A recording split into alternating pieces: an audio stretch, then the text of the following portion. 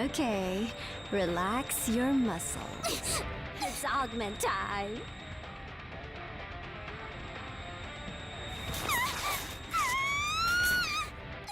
Welcome to Review Quickie, fast reviews of new niche, indie, and fan service games.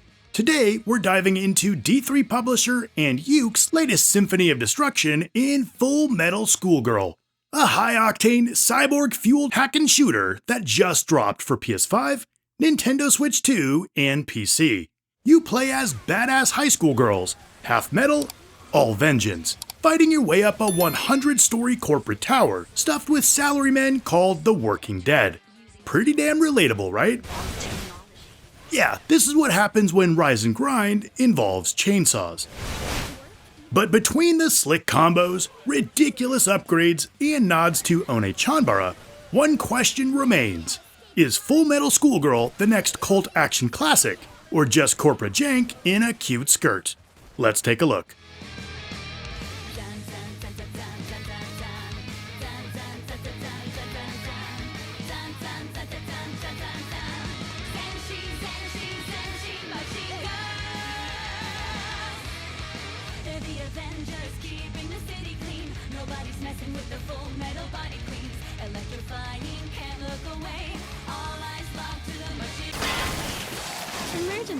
Emergency! You play as Ryoko and Akemi, cyborg schoolgirls out for revenge against the CEO of Maternal Jobs, the evil megacorp that just loves taking out dads. You killed my father. Prepare to die. It's part hack and slash, part roguelike, and full metal, all of which is set against a live stream backdrop, complete with an audience thirsty for mayhem. Each run has you battling through an ever-changing skyscraper, slashing, blasting, and drop-kicking your way up 100 floors of cybernetic corporate soldiers. Each floor's layout changes every time you enter, packed with traps, turrets, and depressed interns, keeping runs unpredictable and slightly masochistic. But what carries it is the combat.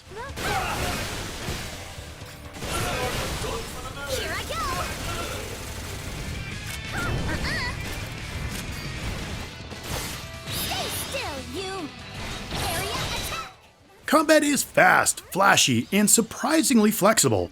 A perfect mix of melee carnage and heavy gunfire that makes things blow up real good. Now, it actually doesn't matter which machine girl you choose to play. They both play exactly the same. They each start with different weapons. Ryoko rocks chainsaws and a Gatling gun, while Akemi's balancing katanas with an energy gun. But you can immediately change your weapons, and you'll be swapping them out every few minutes when you come across some new hotness. So just pick whichever one you think looks cooler, and the other may show up from time to time in the story. I hit someone! I did something helpful!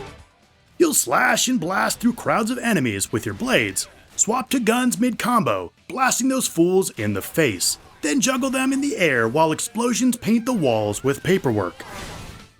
You're constantly swapping weapons, managing cooldown and energy levels, while trying to earn as much loot as possible. Space is tight, chaotic, and always changing, forcing you to adapt and control every inch of your environment if you want to survive. At times, you'll need to platform or jump over obstacles using your rocket legs.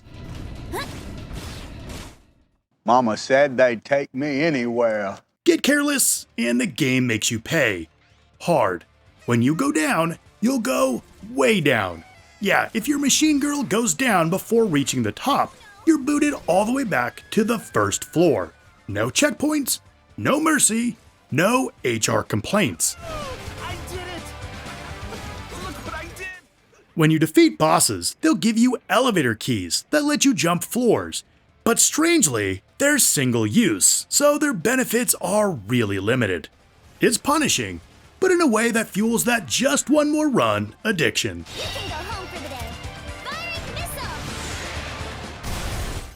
Over time, you'll become more capable of taking on everything trying to rip your insides to the outside. Between battles, you'll scavenge equipment, materials, and money to fund your revenge economy. Weapons and enhancements can be pulled from item boxes mid-battle, giving you short-term boosts that reset when you die. Meanwhile, permanent materials and cash chats, which are basically live stream donations from your in-game fans, carry over between runs. It's a clever balance, short-term boosts with long-term progression. Back at your base, you can cash those spoils with Professor Hakase, the booze-loving mad scientist who built your bodies and now loves tinkering with them. She'll happily modify your machine girl using whatever you bring her, enhance attack power, install new subsystems, or swap out parts to fit your playstyle.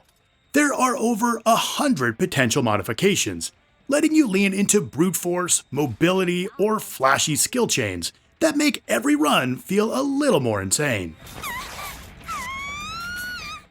And then there's the live streaming system, a built-in audience watching your cyber bloodbath unfold. Their cheers and cash chats don't just feed your ego, they fund your upgrades. Occasionally, they'll offer challenges for rewards, like defeating all enemies within 40 seconds. You can accept them or offer an even tougher challenge for bigger rewards. It's capitalism, baby, which is either genius satire or a terrifyingly accurate prediction of the future. But not everything's perfect in this mechanical masterpiece. The live streaming gimmick is fun, but can feel a bit, well, gimmicky.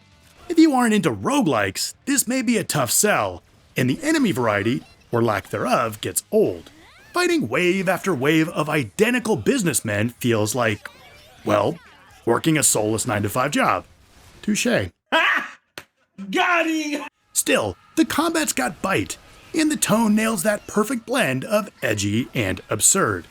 And while D3 proudly proclaims that the combat takes cues from One-Chanbara and Earth Defense Force, there are some key differences.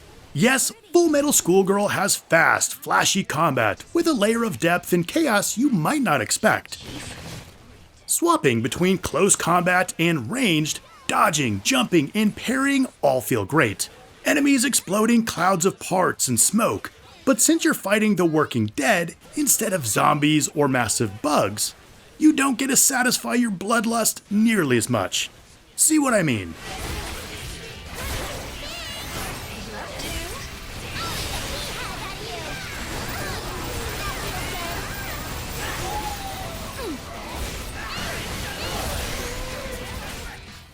You made your point, dickhead! And while D3 and Yuks know their audience, with the ability to change outfits and even the One-Chanbara origin skin as an early order bonus, other than Professor Hakase, the fanservice is way more muted than you'd expect. The outfits are modest, and the physics are, well, let's just say it's not Hachichaku. Full Metal Schoolgirl is at its best when it embraces its B-movie charm with half satire, half spectacle, but all attitude. And even though I have some minor gripes, this is a solid hack-and-slash game that prioritizes chaotic fun first and foremost. It's got One-Chanbara, edited for TV energy, Yippee-ki-yay, Mr. Falcon. with gratuitous slow-mo explosions without gratuitous bounce. That being said, this isn't a $60, $70, or even $80 game, Nintendo. You can nab Full Metal Schoolgirl for under $50. If you love over-the-top action with a wink and some subtle fan service, this one's worth a climb. But if you're after something polished and subtle, well, my friend, you've stumbled onto the wrong channel. So, are you jumping into Full Metal Schoolgirl? And what game should I have my next Quickie with? Let me know in the comments. Check out a recent Quickie here, and don't forget to hit like, drop a comment, and subscribe for more niche, indie, and fan service mayhem.